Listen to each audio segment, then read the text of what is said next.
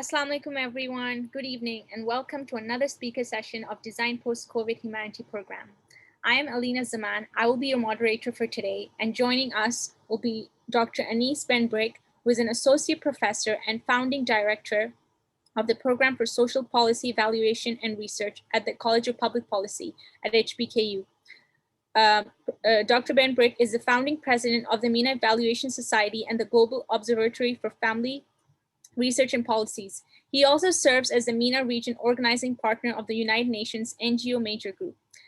Dr. Brik has published empirical research in a wide range of research in a range of international peer-reviewed journals, including Children and Youth Services Review, Early Child Development and Care, Child Indicators Research, and Decision Sciences.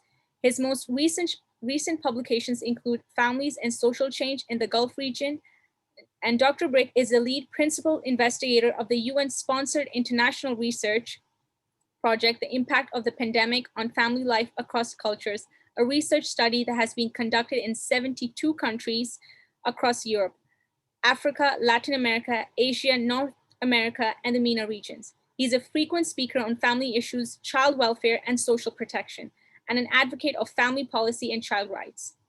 He has appeared on numerous radio and TV programs. And now, today he will be presenting a masterclass which will be held today and tomorrow. Now over to Dr. Brik. Thank you. Thank you very much. Hello, everyone. We are delighted to be here with you. My name is Anis Ben Brik. I'm the faculty of the master course today. So what we'd like to do in the first session is, of course, to welcome you. The second is to give you a little bit of course overview, what we hope you will get out of this course. Then I'm going to talk about group work, which is an important component of our course. And I will give you a little bit of sense of logistics for the rest of the course. So that's what we are going to do in the next 2 hours and so. But first, so the agenda of today, as I said, first we welcome you. I'll give you a little bit course overview and the course activities and expectation. Then we start our session of day one. But before we begin, so please tell us your name, where are you from, and something not on your resume. So I'm going to call Ali. Let's start with Ali Muhaddin. So Ali, please tell us where are you from and something. Yes, I'm from Indonesia.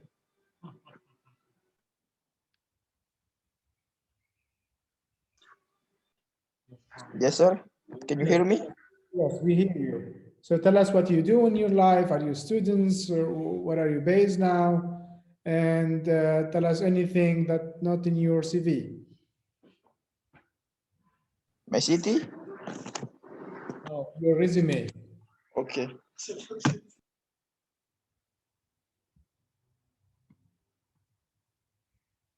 Actually, I'm from Indonesia and I'm studying International Islamic University Islamabad right now.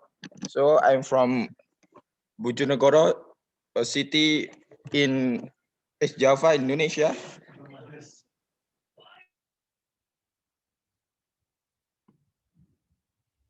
Thank you very much, Ali.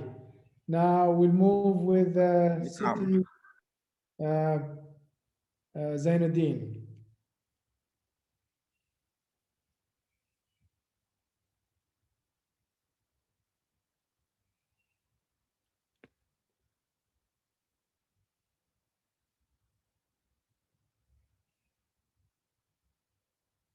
Zainuddin, can you hear me?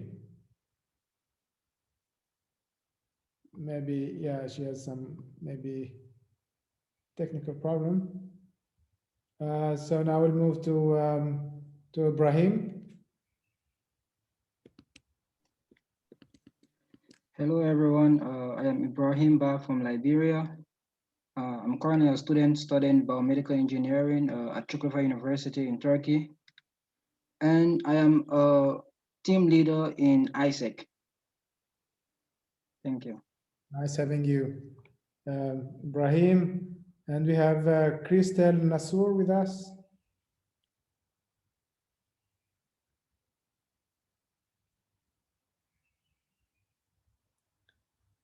Christelle, can you hear me?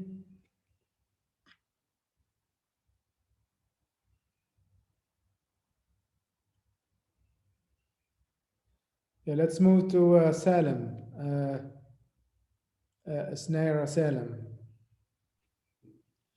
Yes, good afternoon. I am Esnaira. I'm originally from the Bangsamoro region in the Philippines. I'm currently in Bursa, Turkey. I'm taking my master's in sociology. It's good to have you here. Thank you for joining us. Now I'll move to Fatima Zahra. Yes, hello everyone. I hope you are doing great. I'm Fatima Zahra from Morocco, and I'm an urban planner and I'm PhD student in urban resilience and territorial development. Thank you, Fatima. We're happy to have Thank you here. you. Thank you. We have Thank you. Abdullah with us. Abdullah Ali. Assalamu alaikum, Doctor. My name is Abdullah. I am from Pakistan, but I live in Malaysia. I am pursuing my PhD in education psychology over here. Excellent. Thank you, Abdullah, for joining us.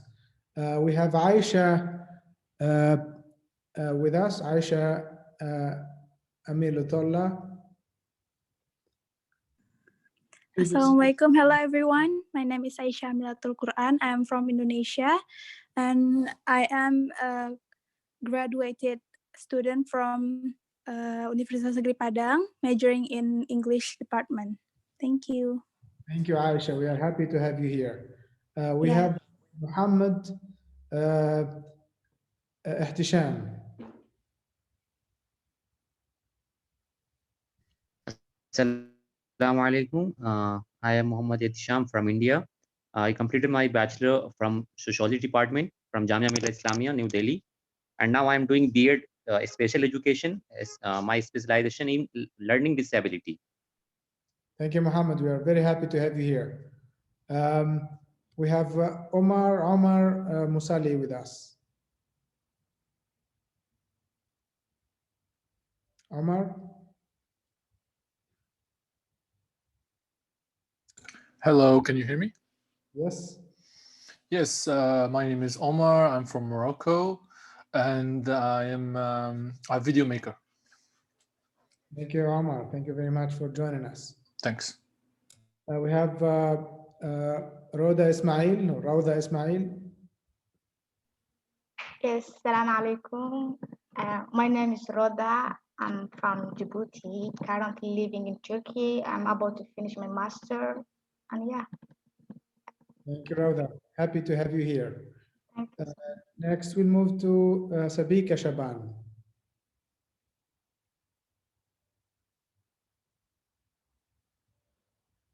Sabika, can you hear me? Yes, I can hear you. Sorry, I had a little glitch with my audio. My name is Sabika Shaban, and I work at HBKU, and I am studying there as well.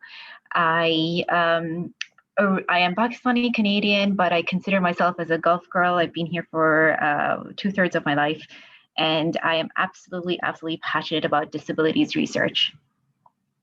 Thank you, Sabika. Happy to have you here. We have Raisa. Thank you, Doctor.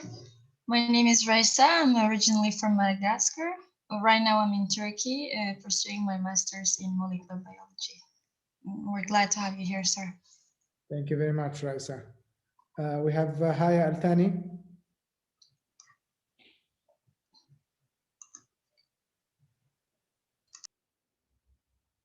Haya. Okay, so hi, my name is Haya, and I'm from Qatar. Thank you so much for the workshop. Thank you, Haya. Happy to have you here. And finally, we have Ziad Al-Haj. Good day. My name is Zaid. I'm from Palestine, and I live in Malaysia, studying here. So yeah, that's me. Thank you, Zaid. I'm very happy. Thank you, sir. And finally, Christelle Nasur, I think.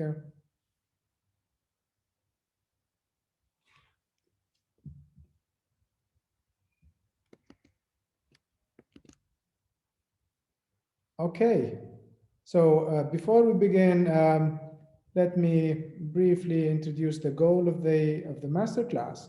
So we hope by end of the course, you become better consumer of any sort of evidence, and you become better decision maker on what to do based on the evidence you gather. Evidence, we mean data and information, and to become better commissioners of all sorts of evidence. So for the content of the course, for the first day today, we'll introduce program evaluation, and we'll talk about ethical and cultural consideration. For the next day, we'll talk about logic models, theory of change, and the different evaluation method, experimental and non-experimental methods. And we will discuss a case study, the Jamaica Path case study. We'll use, as I mentioned, different case studies today and tomorrow, and we'll try to keep the discussion more interactive, and we will base our discussion on group work to reflect and apply the different insights and theory, which we'll discuss in the next few minutes. So for further readings, I'm happy to share and suggest a couple of books. We have the Impact Evaluation and Practice, a very easy reading book, focus more on the different experimental and non-experimental method, program evaluation theory and practice, and running randomized evaluation. So if you are interested to read more about program evaluation, please let me know, and I'm very happy to share a couple of material. So for, as I mentioned, our discussion will be based on group activity. So you will be assigned to 2 breakout rooms today. So you will find the slide related to your room number, breakout room number. So I will encourage you to introduce yourself and write your name on the slide and do some activities, very basic activities today, using a template in the link below. So I will share the link on the chat room, and it's a PowerPoint document on Google Drive. So what I expect from you guys is to listen and learn from each other, and to comment more conversation, and to build on other comments. So let's keep the discussion, the class today, more interactive. There is no right answer, and to feel comfortable when disagreeing. So all session will start hopefully on time. Please put the phone away during the class and group work. And we suggest to keep your video on, but it's optional. So all comments will be off record. Please do not record class or group sessions. And anything discussed in the classroom should remain in the classroom. So for today, we'll discuss briefly the different definition of program evaluation. What do you mean by program evaluation? What is it? How we define it? Why it is important? And then we'll discuss ethics, so different ethical consideration in evaluation. And finally, we'll discuss the cultural consideration in program evaluation. So to start with, so I will call you, I will assign you to the first breakout room, and you will work on a very basic assignment. So you will be divided into, we have, so you will be divided into 4 groups. So each group of you will have access to the slide here. I will put it in the chat room. Let me see the chat room. So here's the link to the PowerPoint presentation. So each group of 3 or 4 work together to answer some question. The first question will ask you, what is program evaluation? What is your opinion? How do you understand program evaluation? And why do you think we have to evaluate? Why do you think organization or NGOs or government need to evaluate programs or policies? And what is the difference, based on your opinion and your experience, between evaluation and research? So each group will have a slide with a different color. We have 3 colors, as you can see, blue, and we have purple, green, and I think yellow. So each group will work for 10 minutes together to answer those questions before starting the session. So I'm gonna now do the breakout room for you guys. You'll be assigned randomly. So please give me a few seconds.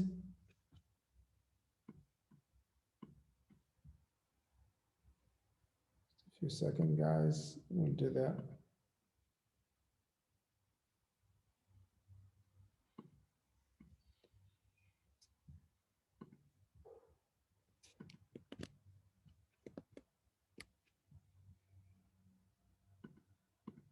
Just give us a few seconds, please.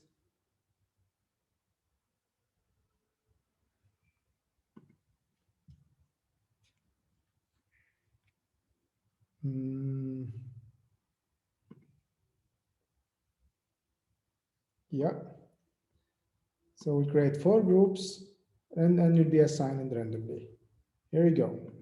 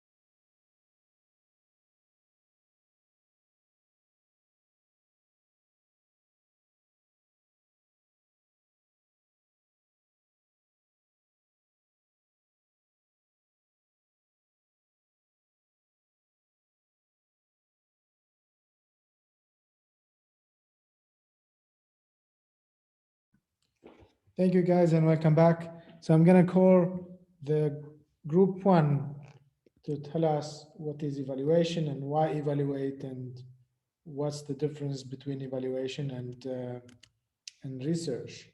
So I'm gonna call Snaira Salem. Yes, good afternoon. So our group have come to some discussion, and our definition of what is an evaluation is simply a process of measuring if a goal was achieved. So why do we evaluate?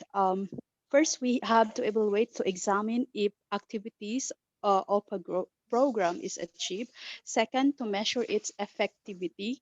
Third, to monitor the progress. And also, finally, to make necessary improvement based on the assessment. How does evaluation differ from research? We have our um, our strategy in answering this, because there are so many ways in differentiating this both, but we try to differentiate them based on how you use, where do you use evaluation and where do you use research. So we use evaluation based on strategies, initiatives, and programs, whereas research is used for us, according to my groups, is for experiments, analysis, discoveries, and many more. That will be all. Thank you. Excellent, thank you. Thank you, group 1, Ali, Snaira, Aisha, and Fatima, thank you very much. Now I'm gonna call second group, Nirmesh Singh. Okay, so what our group discussed was what is an evaluation is basically a critical judgment of the assessment and the outcome of the outcome of the performance, and it's all about collecting and analyzing information, and it's about a measurement of the outcomes in realizing the specific aims and objectives. Why do we evaluate is basically to identify, if you know about SWOT analysis, is SWOT, strength, weaknesses, opportunity, and threats in the performance in relation to objectives mentioned, and also to measure the progress in order to reach the specific goal. And how does evaluation differ from research? Evaluation is basically based on metrics and indicators. It is measurable. The results can be contributed to identify if we reach the goal. And evaluation is basically it's an assessment of an activity, while research is actually a creation of a new knowledge. Yeah. Excellent. Thank you very much, Nirmesh. And thank you for the second group, Omar, Nirmesh, Iqbal, and Christina. Now I'm going to call the third group, Catherine Skander. The third group member, Ibrahim, Sabika, Raisa, Catherine, and Sita. Catherine? Can you hear me? Yes. Hello? Hello, we can hear you. Yes.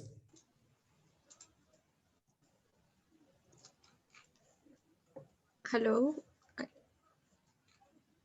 Hello, Catherine, we hear you. Okay, great. Now I heard you. Okay, so basically, just 1 second, please.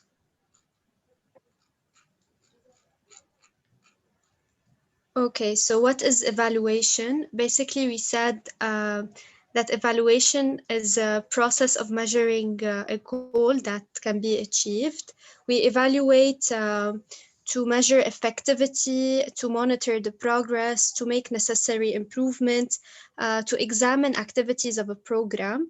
And the difference between evaluation and research is that evaluation is used for strategy, initiatives, and program, whereas research is used for experiments, analysis, discoveries, and also research is about creating new knowledge, whereas evaluation is about assessing the process and how we can ameliorate it.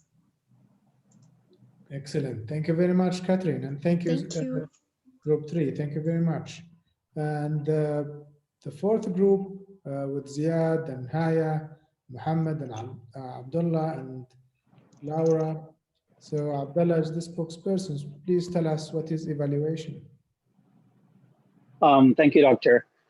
So basically, we were discussing ideas on evaluation. And what we came up with is that evaluation is basically to determine or to measure the results of the subject of evaluation, which can be a product, it can be a process, it can be an organization as a whole. And also the determining of the value of the subject based on a specific criteria. An evaluation follows a specific criteria. That's what we concluded. Why do we evaluate? We evaluate to assess positive, negative effects, shortcomings, and basically we evaluate so that we can improve accordingly, or we can change accordingly, or adapt accordingly.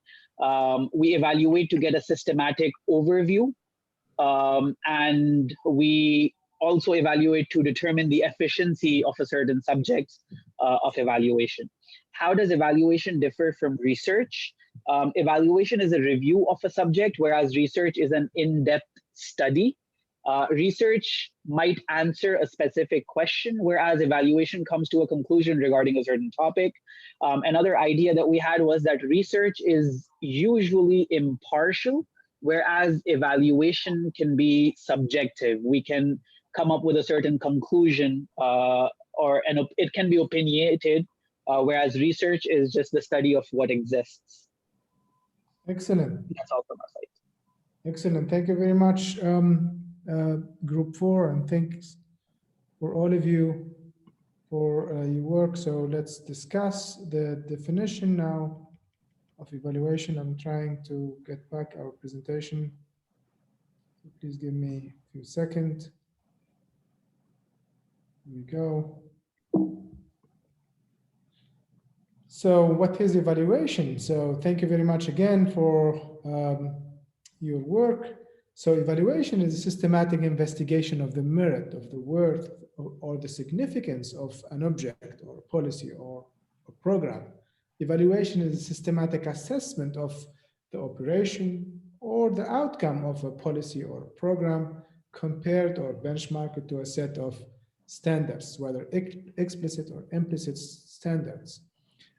It's also the systematic collection of information about activities, about characteristics, about outcomes of different policies and programs to make a judgment about the program or a policy to improve the effectiveness or to inform the decision maker about the future or the improvement of any program or policies.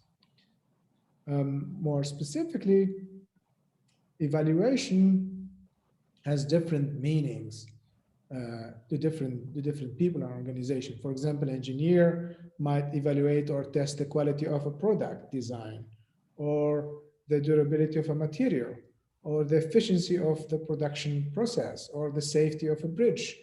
A child psychologist might evaluate or assess the decision-making process of children. So policy evaluation or program evaluation is meant to answer one question: how is our program or policy doing?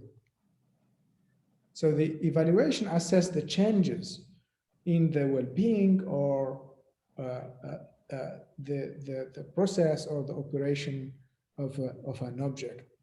The central challenge in program evaluation is to identify and measure a relationship, or we call it a causal relationship, between a program or policy and the outcome of interest.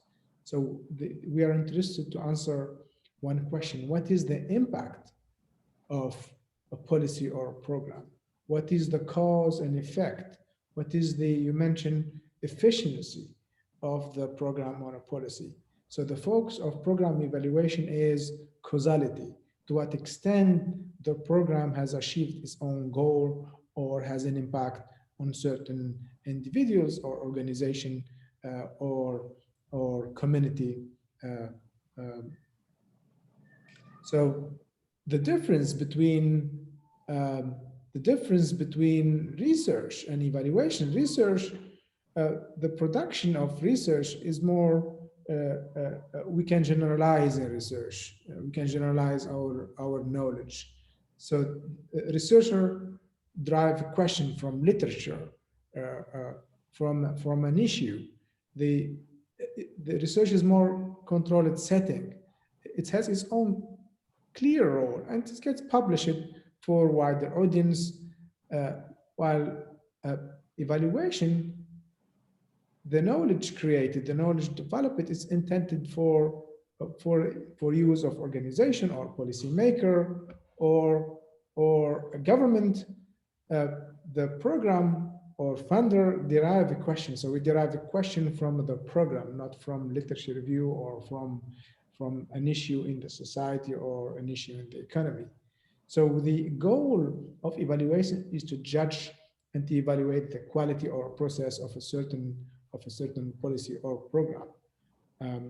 So to summarize, research seeks to prove hypothesis, to prove research question or to answer research question, to find explanation for social issue or economic problems, while evaluation seeks to improve the product or to improve a policy or to improve a program by understanding the quality of the implementation or the fidelity of that implementation, or to evaluate the impact of such a program or policy, meaning measuring the outcome of the program. So broadly speaking, evaluation can address three types of questions. The first question, descriptive question. So evaluation seeks to answer a question like what is taking place, describe the process of a program or a policy, conditions, a relationship within a program, or evaluate and describe stakeholders' view about a program. For example, a program or smoking or anti-poverty program, we can ask stakeholders, beneficiaries about their view about such program, cash transfer program, or domestic violence program, or a program to promote gender equality. So we can describe the process of the implementation, the condition, and the relationship within such context and the stakeholders' view of such a program. Another type of question, normative question, the evaluation process compares what is taking place to what should be taking place. So we look to the fidelity here of the implementation, to what extent we implemented the program or the policy as per the standards or as per the plan. So assess activities or whether or not target has been accomplished. So normative questions can apply to input, to the resources used for the implementation of such program or policy, or we look to the different activities that we have to implement to achieve certain goals, or can focus on the output, the output of a certain program or policy. We also can ask in evaluation another type of question, cause and effect question. So we focus more on outcomes. We try to examine the outcomes and try to assess what difference the intervention makes in outcome. To what extent such program make a change in a certain outcome. To what extent, for example, a domestic violence or child protection program has improved child well-being. To what extent a cash transfer has improved the well-being of families or well-being of household in a certain context. To what extent, for example, a drug abuse program has reduced drug addiction in a certain context. So what are the objectives of evaluation? So we identified five broad goals of any program or policy evaluation.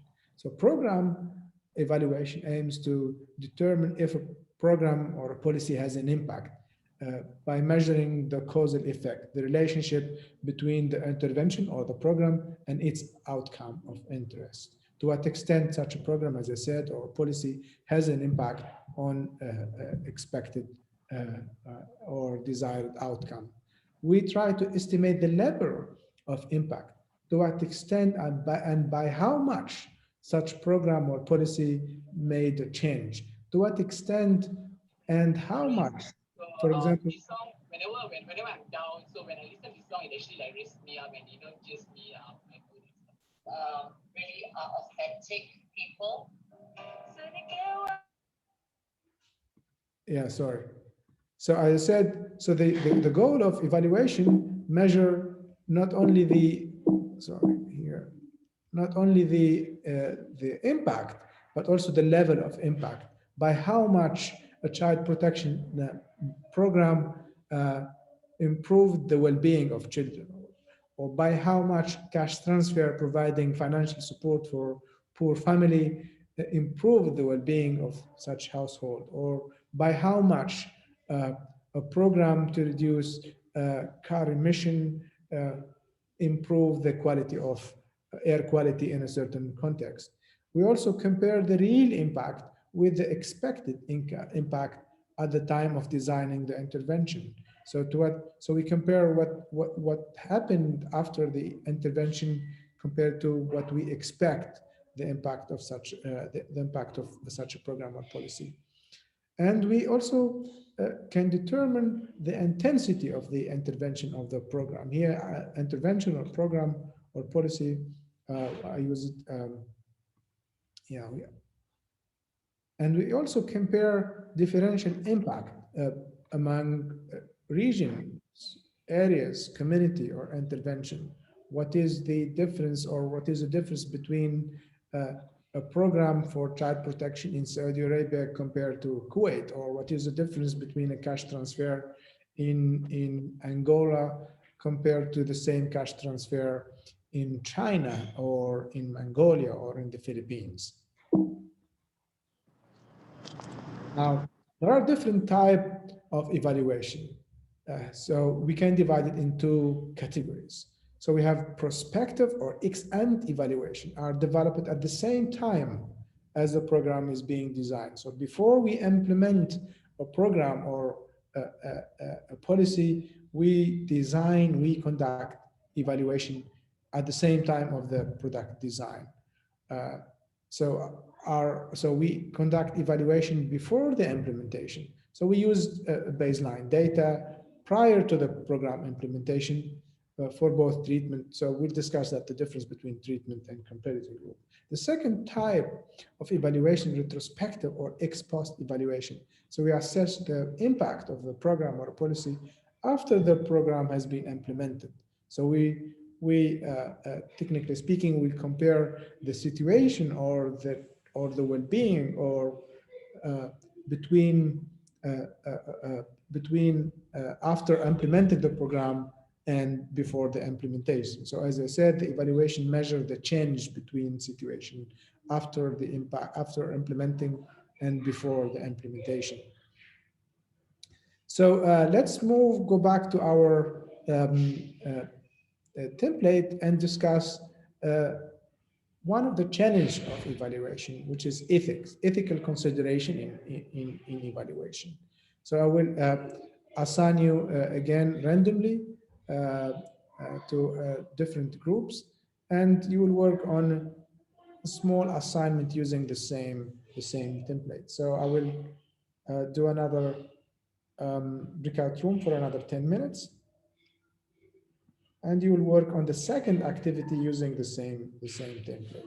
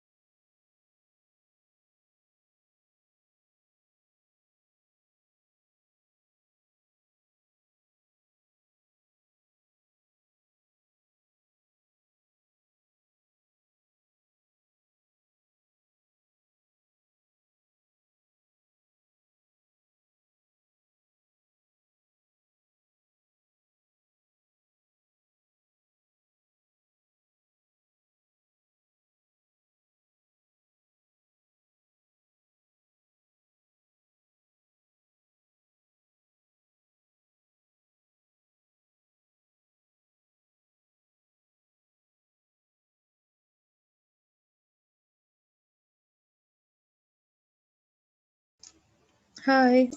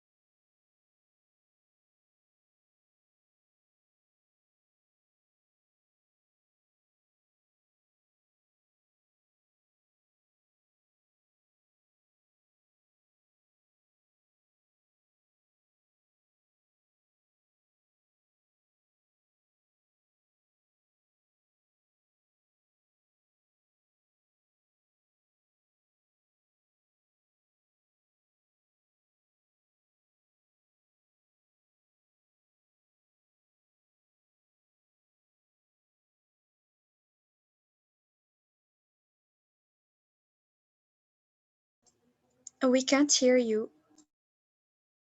You're muted.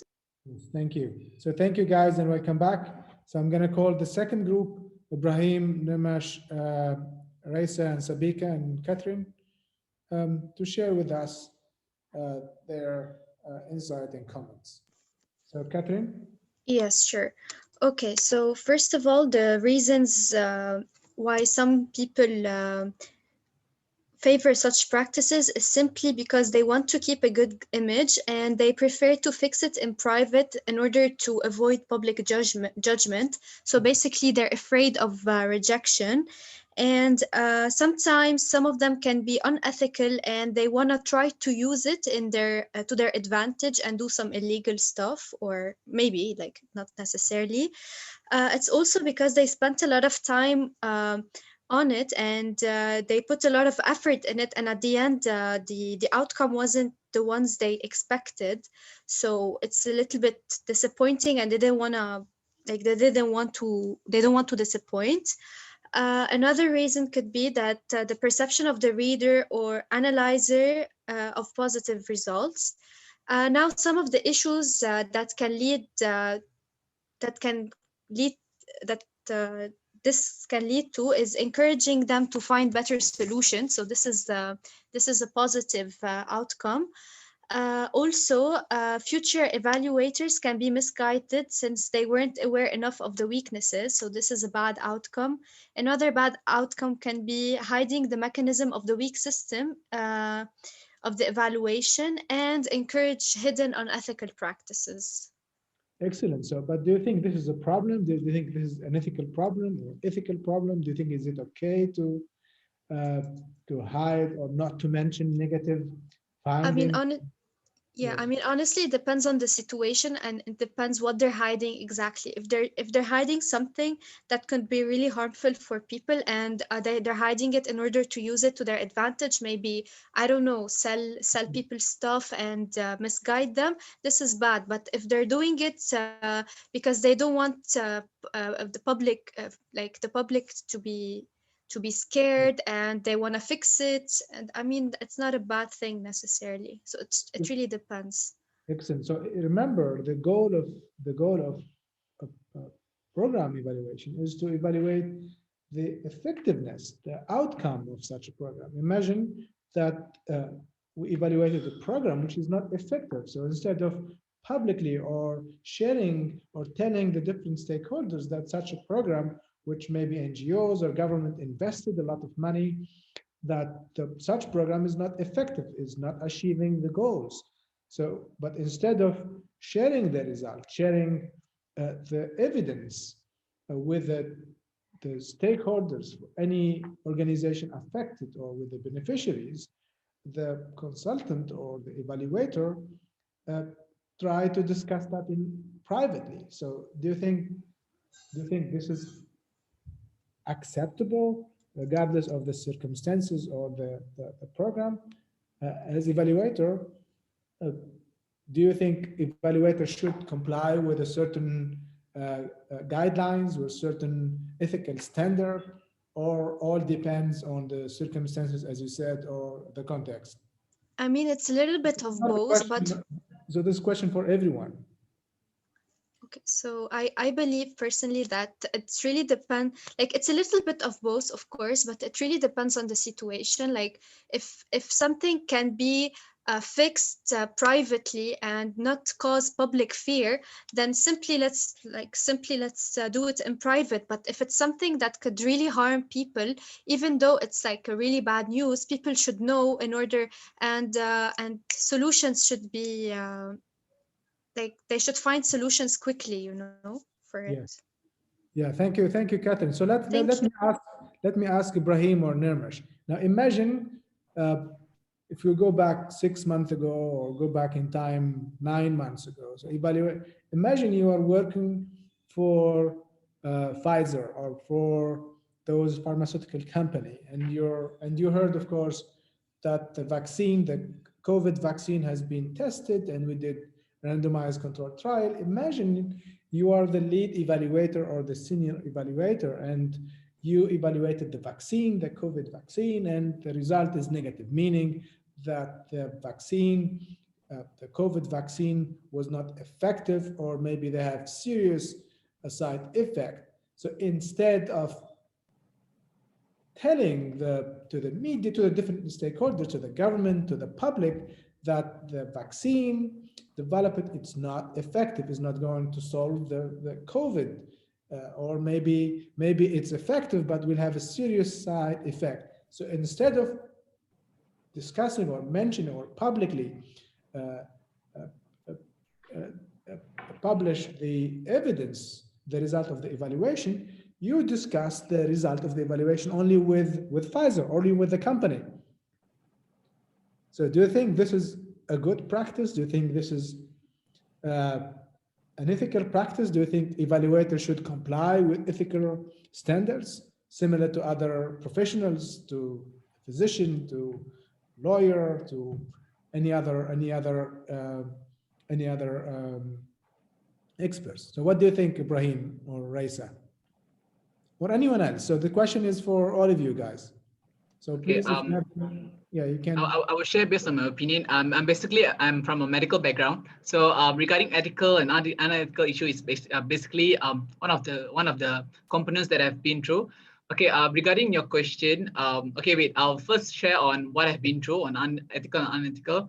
So previously, I carried out a research on using vitamin E in rats.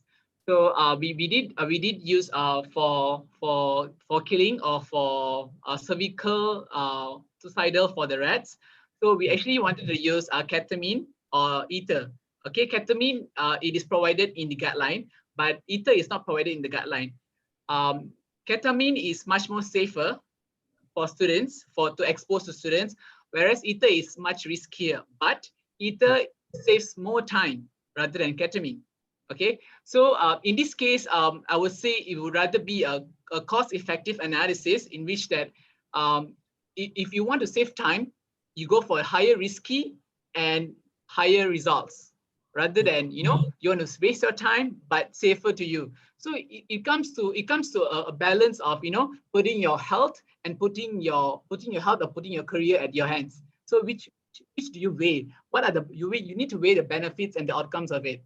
Yeah, so it's okay. Like for example, let's say you're exposed to high risk or higher potential threat. Like say for example, ether. So what can you do? What can you do? A critical evaluation on how can you limit yourself being exposed to a higher risky and achieve greater results. So what can you do? It's all based on your judgment.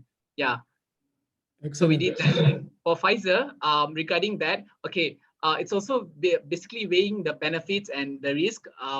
Okay, if let's say if we expose the side effects to the public, it will actually terrorize the public, and the public will be speculating false news everywhere, the whole world, and it gets more into a terrorized mood where people are just getting feared of not getting vaccinated, whereas vaccines are actually in a good it's a good preventive way to prevent the next what they call this infection. So I would say once again, weighs the benefit and risk where individuals would actually carry out more extensive research to find out more journals and to compare and contrast and yeah. Yes, thank you very much. Sabika, what do you think? I just wanted to make a general comment, not specific to the Pfizer situation, but I think even in terms of anything that has to do with ethics, it's never a black and white, whether it's ethical or not. I think it's a huge spectrum. In this case, whether or not it's the wrong practice to not report certain aspects also depends on the level of trust that exists in the system.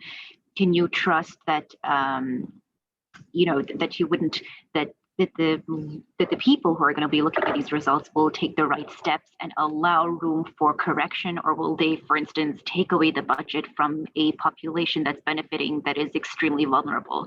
How much corruption exists? So trust is a huge factor, I think, in terms of whether determining if it's an ethical practice or not. Excellent. Thank you, Sabika. Ibrahim, do you have any comments? All right. For me, I think this question is a difficult question, but I'll try to give my own opinion on it.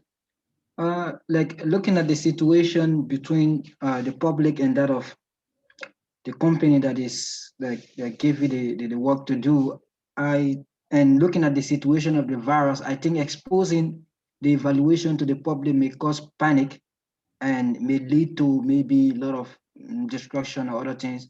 So I think we first, I would prefer taking it, doing it the diplomatic way, maybe going through the closed doors aspect of it first, but not hiding the evaluation from the public, not with the intention of, like hiding the evaluation from the public, but with the intention for the better good. Excellent. Thank you very much. Third group. I'm going to call the second group Fatima Zahra and Sabika and Ibrahim. Muhammad. Yes. So our group, I'm just pulling up the slides. So what are the reasons for favoring such a practice? Our thought was simply because we might favor a less controversial approach. We don't want to create unnecessary obstacles in reaching our goals, to even protect the program or the staff involved in the program, and to protect the budget that is allocated, because finance is very difficult to secure, and to generally give an impression maybe even that there is a good job being done, and it would, the evaluators may feel it is unfair to report the negative aspects if it's overwhelming. As far as what problems might this practice create or encourage, well, it will definitely cause that the gaps in the program would not be addressed as effectively. And basically, you do have a limited pie. Finance is not unlimited. So you take away the investment from other programs that may also be beneficial. The beneficiaries themselves of the program would be on the losing end because the problems haven't been effectively tackled and therefore not reported. And it could create a very suspicious or unhealthy atmosphere in amongst the team members. Thank you, Sabika. And you mentioned public trust. Do you think such practice might create a future public mistrust between beneficiaries and the government, or between the different stakeholders? Well, see, again, there's so many factors at play. So, for instance, if you are working in a very let's just say corrupt and distrustful environment, then you would act differently, as opposed to an environment where you can trust the leadership to allow you space to correct your decisions or correct your program or make the right adjustments instead of taking the budget away, for instance. When it comes to public trust, all of that comes into play as well. So it depends on if this program is being funded by taxpayer money, how much who are the beneficiaries of the program, how much of the public are affected, is this a priority at that point in time? Because it would be useless to target a particular segment of the population when more vulnerable people are still struggling with issues. There's just so many aspects involved. Excellent. Mohammed, what do you think? Thank you, Sabika. Or Fatima.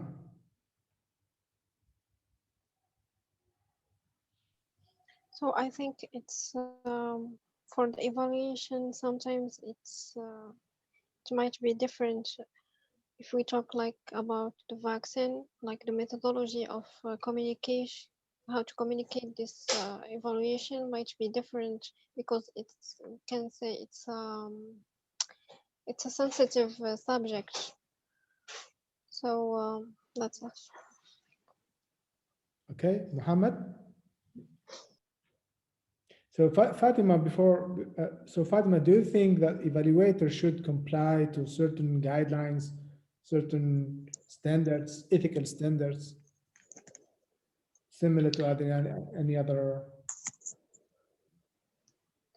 I think yes, there is some rules that might be like respected, and we can have like extra guides for some programs or some initiatives.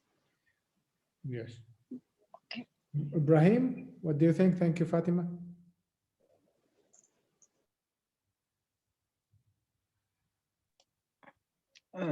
I'm in agreement with Fatima. Like, I think there should be set guidelines and there should be ethical stuff to put in that will be put into place for evaluators as well as those institutions giving those evaluators the responsibility to carry on the evaluation. Because at the end of the day, it won't just be a one-sided stuff. Like, you will have to like provide answers to both the company that is giving you the project and to the recipient of the project as well. So it have to be something that is well balanced, I think. Thank you very much. Thank you. So I'm going to call Haya and Laura, group 4. Yeah.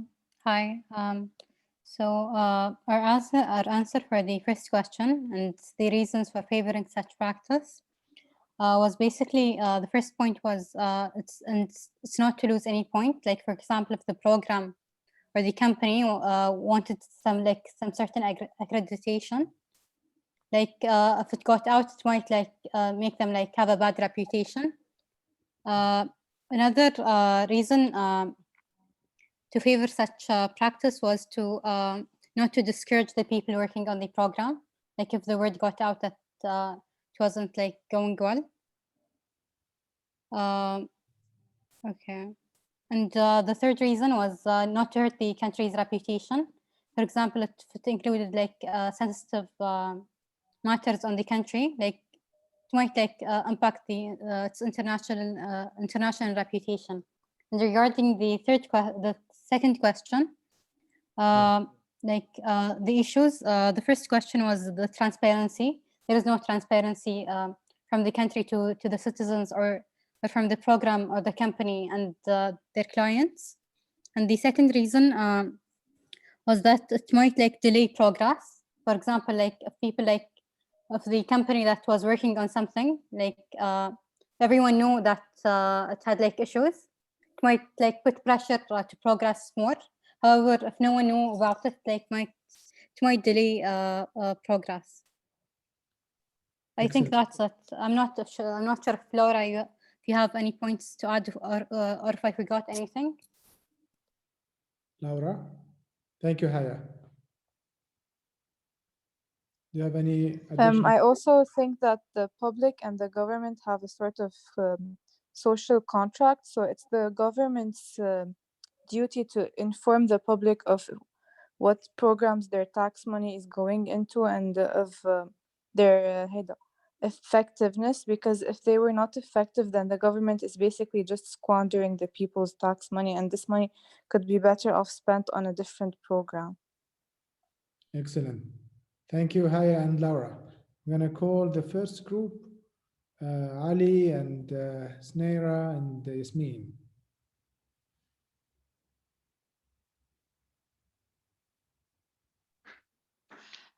Good afternoon again.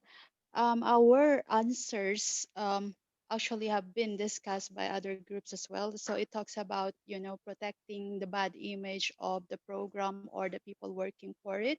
Also to avoid shaming them in public. So it's better to talk about the negative negative findings in the evaluation in closed doors. And also in some places there is this idea of cultural sensitive, because some people would love to hear, discuss things privately rather than in public. And I would agree with the fourth group that it raises a question on the transparency, because there is a reason why there is this rule that you need to tell the public exactly as it is. But just like any other rules, there is exception, and it is a case-to-case basis. So what I would say is that it should be a practice to be transparent, but you should always look on the situation, whether, there's, as I've said, there is an exceptions. Sometimes you don't have to follow things or rules because the situation calls for it. Thank you very much.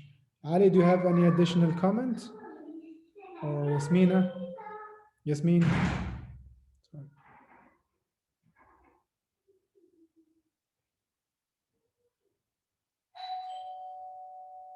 Ali?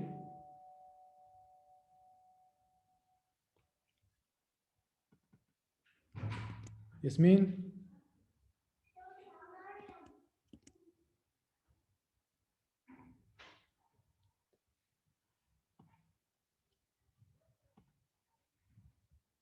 Okay, guys, thank you very much for the presentation and the discussion.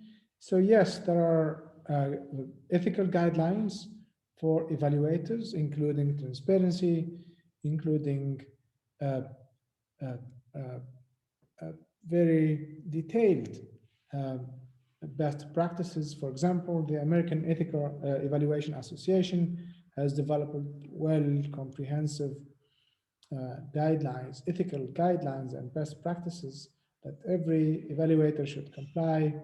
And there are at least 5 major ethical issues involved in conducting evaluation studies. So the first ethical issue, which is protection of people studied. Imagine, as I mentioned, in the case of vaccine, or in any other in medical settings, you evaluate the effectiveness of a vaccine or any medicine. So the best practice, the ethical and legal also, the practice is to protect the health of people studied, the well-being, the psychosocial well-being of the target group or the sample studied.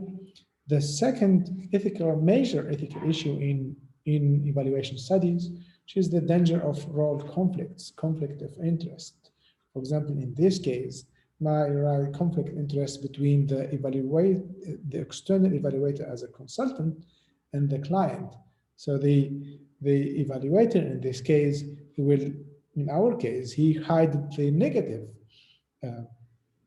negative findings, and he tried to privately discuss it with his client to continue or to keep his contract going. So he's trying to serve one specific stakeholder. So sometimes there is a conflict. There is a conflict between evaluator and the client or different stakeholders.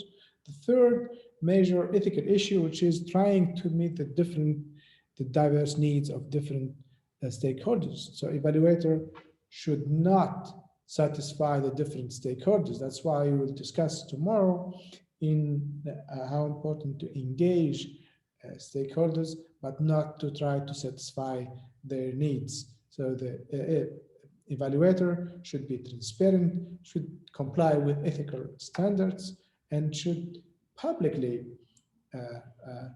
doesn't mean to in the media, but should at least communicate the findings and the evidence to each stakeholder involved or related to the policy or to the program.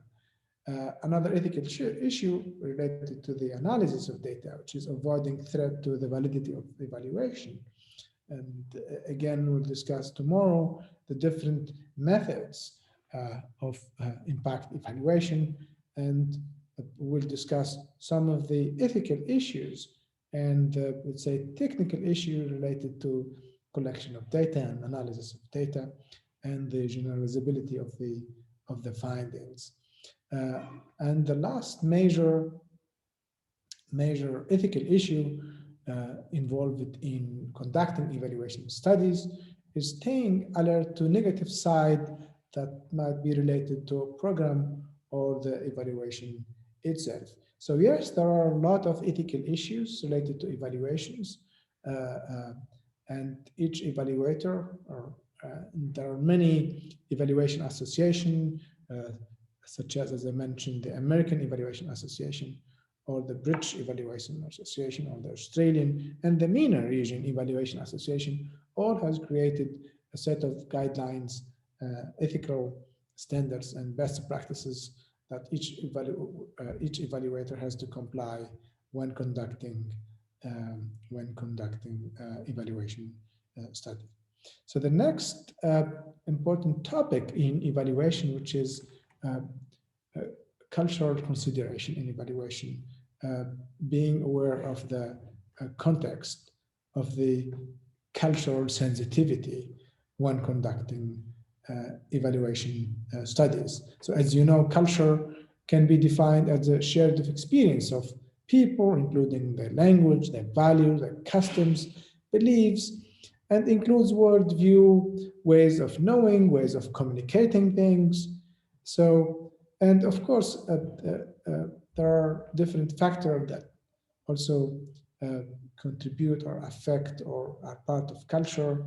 For example, race, ethnicity, religion, social class, language, disability, and age, and gender, and so on. Of course, culture refers to the institution such as government, education, family, religion, economic system. Culture is dynamic and fluid. And culture shapes behaviors, decision-making, attitude, worldview of its member. And in turn, also culture is shaped by behavior, by individual, by community behavior, by attitude, and worldview is its member.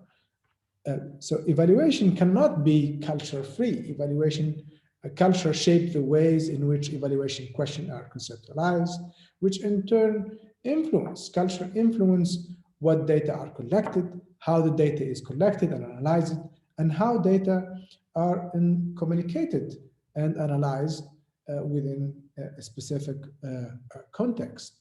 So to draw valid conclusion, evaluation must consider important contributor to human behaviors, including those, as I mentioned, related to culture, gender, race, ethnicity, language, personal habit, situational limitation, assimilation or acculturation, or the effect of the what we call the eval land.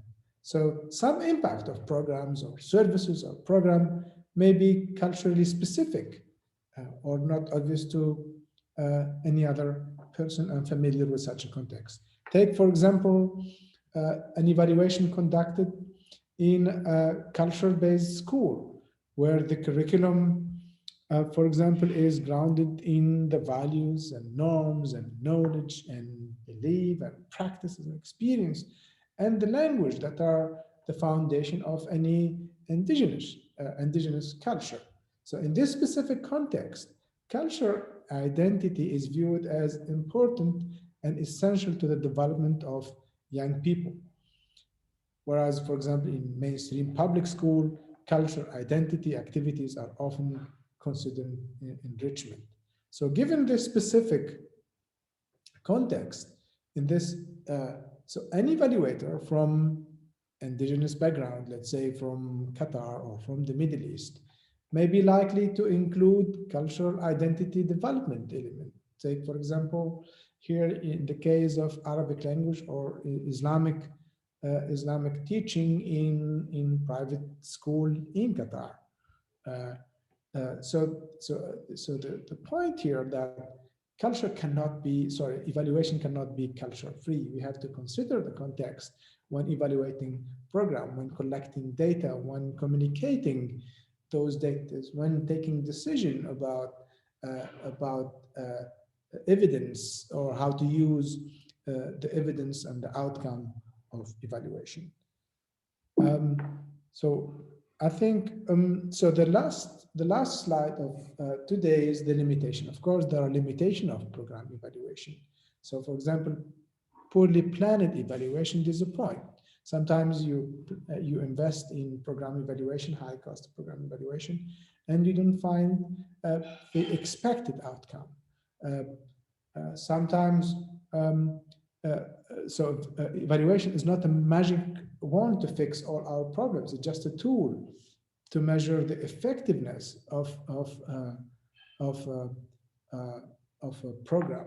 So evaluation is just a tool, as I said, for a manager and stakeholders to make correction, to make improvement, to understand impact, to measure intensity of impact, to measure change. So it's not going to fix all your problems. So it's only it's just a small, let's say, very small exercise to help decision maker to take a decision in specific context. So finally, I want to end this session by the last activity, by the last breakout room. So I'm going to ask you to go back to our template and work for the next 5 minutes and to tell us what are your key takeaways of today class. Maximum 5 takeaways for 5 minutes. So please brainstorm again and work as a group to identify the key takeaways of today class.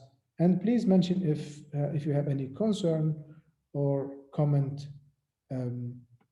of the different element and different content discussed today. So I'm going to do another breakout room for another 5 minutes. And please work on the last activity, the third activity, wrap up of day 1.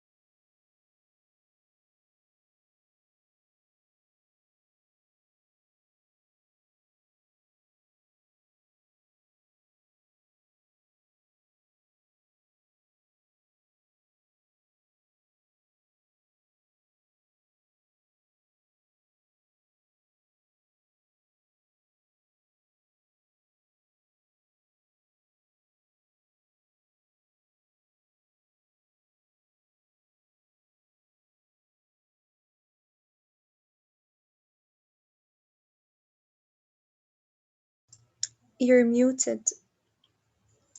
Guys, sorry, thank you guys, thank you again. So I'm going to call Sabika and Laura first. Sabika or Laura? Sorry, Professor, Miss Sabika had to leave. She had some connection issue. So Okay. Hi, I'm here. I'm here. Do you want me to tell you what we wrote down? Yes, please. Okay, so our first point is that situations are never black and white.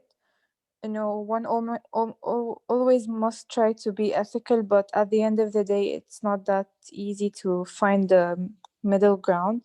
The second point is that there are direct and indirect stakeholders to account for. Which goes back to the first point. The third point is that we should always take into consideration the cultural and ethnic and contextual factors because they always have an impact on the dynamics of the evaluation. And we have to differentiate between research and evaluation. And lastly, we must use evaluation to assess both the negative and positive aspects of our work. And we must always seek to improve it and add upon it. And yep, that's basically it.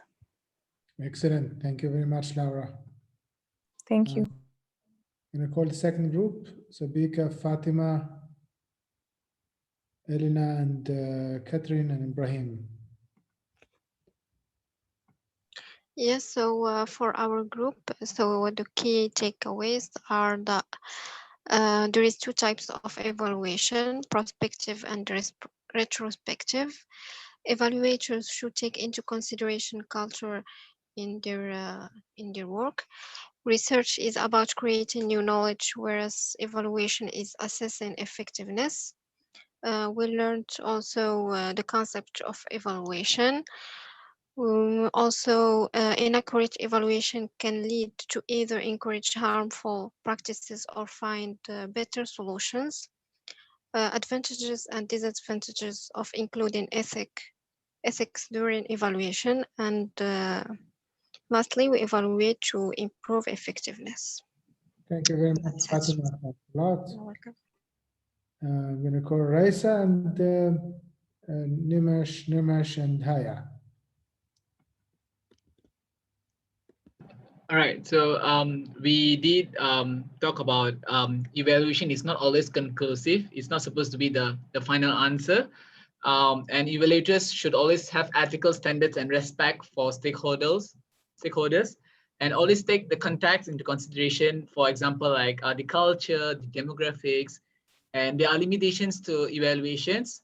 And we got to critically judge ethical and non-ethical issues during the evaluation process. And we've also found out that there are different types of evaluation questions that could lead to different outcomes. And we are able to compare and contrast differences, similarities between research and evaluation. Yep, that's all. Excellent. Thank you very much. And the last group, Haya. It's the same person. Yeah, because the participants were jumping. Okay. Yeah. Yeah, I think three groups. Yeah. Okay, guys, thank you very much. I think we finished today's session. So the last slide, just to prepare for tomorrow's session. Tomorrow we'll discuss more on the technical side, if I can say, of evaluation programs. We'll discuss the theory of change, logic models, how to plan an evaluation, and what are the different methods we use to evaluate programs. And there are two different methods. We'll discuss the experimental method, the randomized controlled trials, or RCT, and discuss the second method, different methods. Non-experimental method will use a case study, the Jamaica path case study. So to prepare for for tomorrow class, so I encourage you to read the two case study here. I will share the link of the case study, and only 3-page case study. The part A is 3-page, and I think second part is a couple of pages, so maximum 10 to 15 pages. So a real case study. So finish the reading and answer some questions. So you'll find all the answer in the link below. I will share it right now. So please read the case and try to answer the question before you come to class tomorrow. So thank you again very much for joining this course. I will share now the link in the chat room, so you can download the cases and the question. Thank you, Dr. Anis, for today. Thank you for this interactive session. Thank you very much, and see you tomorrow. And for the rest of the attendees and participants, please do check your Slack and do tune in tomorrow at the right time. All right. Thank you so much. Thank you.